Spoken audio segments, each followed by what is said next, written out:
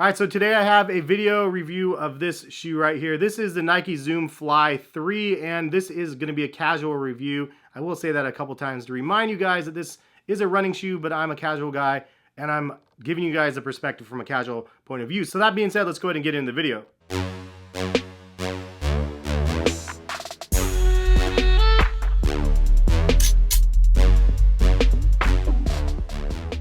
What is going on, guys? Hess here, CollectiveKicks.com. If you guys want to shop this week's top sneaker deals, check the link in the description, and happy shopping. In this video, we have the Zoom Fly 3. You can see the orange box with the Nike swoosh on top. It says Zoom Fly 3, and the retail is $160. Fit is true to size, in my opinion, and I'm somebody that has a little bit of a wider foot normally, but 9.5 is what worked best for me when I tried these on. A little bit about the shoe from Nike's words. A racing shoe with propulsive power. Inspired by the Vaporfly, the Nike Zoom Fly 3 gives distance runners race day comfort and durability. The propulsive power of a carbon fiber plate keeps you running mile after mile. It features a full-length React midsole that balances cushion and responsiveness. And React is obviously very lightweight and durable. It has an inner sleeve with a low-cut collar for basically like a racing fit. Also, it's very lightweight upper. It also says the heel tapers away from your ankle to relieve pressure from your Achilles tendon. So as you can hear from Nike's words, this is a race day shoe, definitely for long distance running.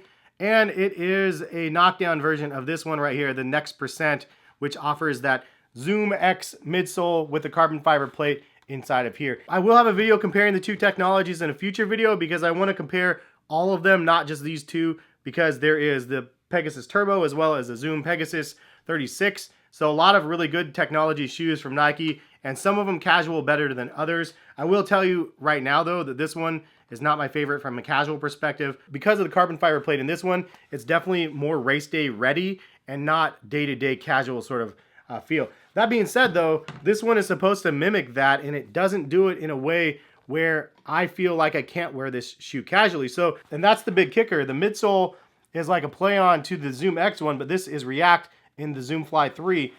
The soles are actually very, very similar in look, but again, this is React, this one is Zoom X. And even though it looks very similar, and this one even has that carbon fiber plate, which means you can't bend it backwards. And in an example, like this is what I mean, like you can bend this one because there's no carbon fiber plate, but you can't bend this one because of that shank plate in the middle, sandwiched between the React material. This is the Pegasus Turbo 1 for those wondering. Because of that carbon fiber plate though, you'd think you'd feel more of that rocking sensation, and you do feel it to some extent, but I wore this shoe first and then I wore this one, and there's obviously a huge, huge difference. The carbon fiber and the rocking motion is so much greater in this shoe than it is in this one. And that's actually a good thing from a casual perspective, because this shoe is much easier for me to wear casually because you don't feel like you're on your tippy toes the entire time because of that rocking. So it is there, but it's not as felt as the Next Percent.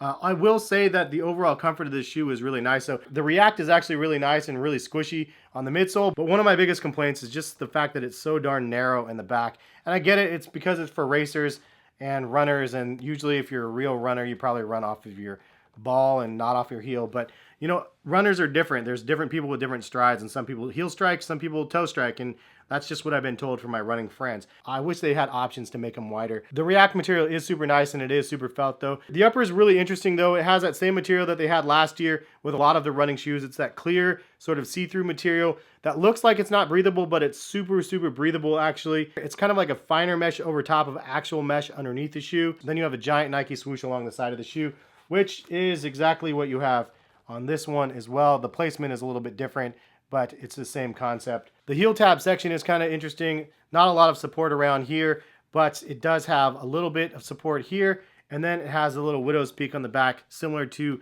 the Pegasus 36. And then oddly, this is where it really is going to be a make or break for you guys. And it kind of is for me as well because of the tongue. You guys already know from my channel, if you guys watch it, I'm not a big, huge fan of attached tongues for the most part. I like detached tongues, ones that I can wiggle around.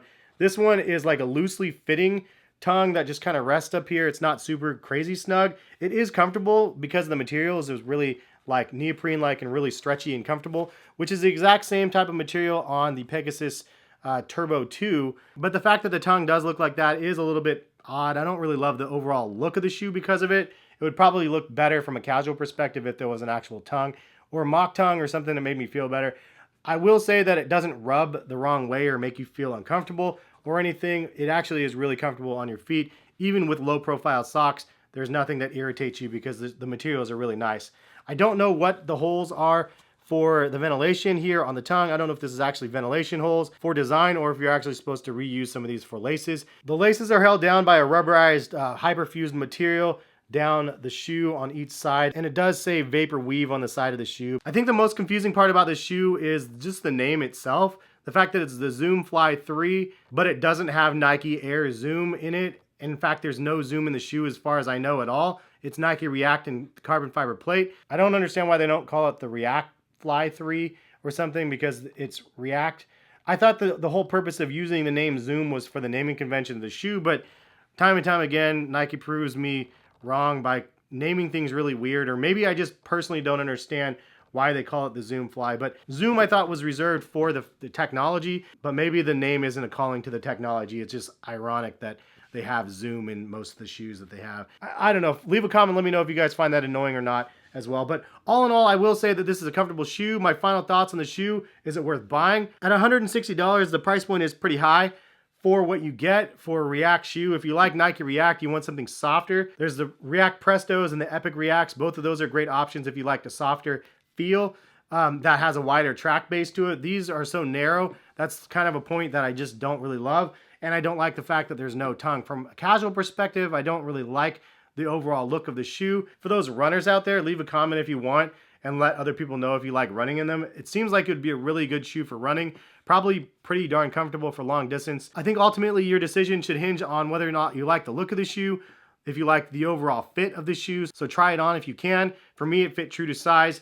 And again, I just don't love the tongue. I don't love the width of the shoe. So personally, it's like a 7 out of 10 for me. But that's my thoughts. Leave some thoughts in the comment section what you guys think. And if you guys enjoyed the video, thumbs up. If you guys would like to see more videos soon of the comparison between all of these that are out here and then more of Nike's products, leave a like on the video. And subscribe if you're new. Notification bell to be notified of when my videos go live. And thank you again for watching. Have a great rest of the day. More videos very soon. Peace, guys.